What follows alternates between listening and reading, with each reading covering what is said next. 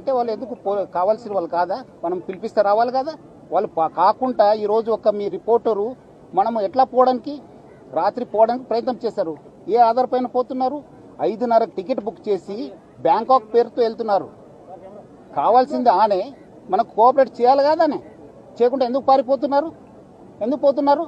మనం అలాంటి ఉన్నప్పుడు ఆయన ఇంటికి పోయినప్పుడు వాళ్ళ ఇంటి ఎందుకు మనకు కావాల్సిన వాడు వస్తానని చెప్పి వెళ్ళిపోయారు. ఎక్కడికి వెళ్ళిపోయారనే ఈ రోజు కూడా పతా లేదు. ఎందుకు? చట్టం ముందు రండి కదా, చట్టంని ఫేస్ చేయండి కదా, అధికారం ముందు రండి. ఇన్వెస్టిగేట్ సహకరించండి. ఎందుకు పారిపోతున్నారు? ఏం కావాల్సింటే తీసుకొస్తారండి, చట్టంలో ఉంది.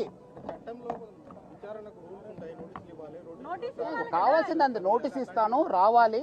వచ్చినప్పుడు మనకు పోతాను, ఇన్వెస్టిగేషన్ ఏం ఆధారం ఉంది దాని ప్రకారం చేస్తాను. మనం అదేం అట్లా ఏం లేదు, మనకు కావాల్సిన వాళ్ళు రావాలి, తీసుకొస్తాను. ఏముంది చట్టం?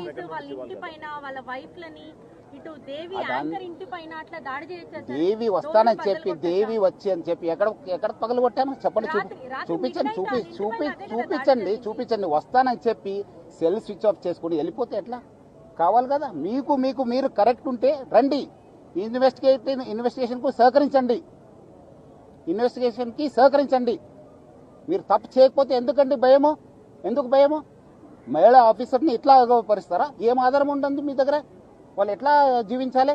వాళ్ళ కుటుంబంలో ఎంత పరిస్థితి?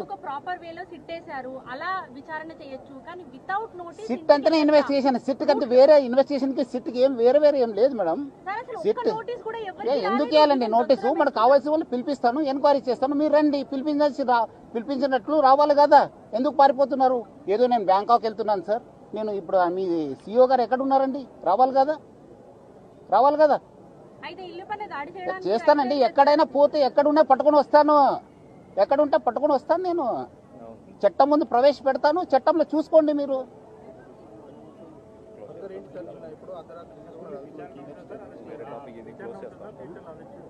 ఏది చట్టం తన పని చేస్తుంది, కావాల్సిన వాళ్ళందరూ కూడా తీసుకొస్తాను.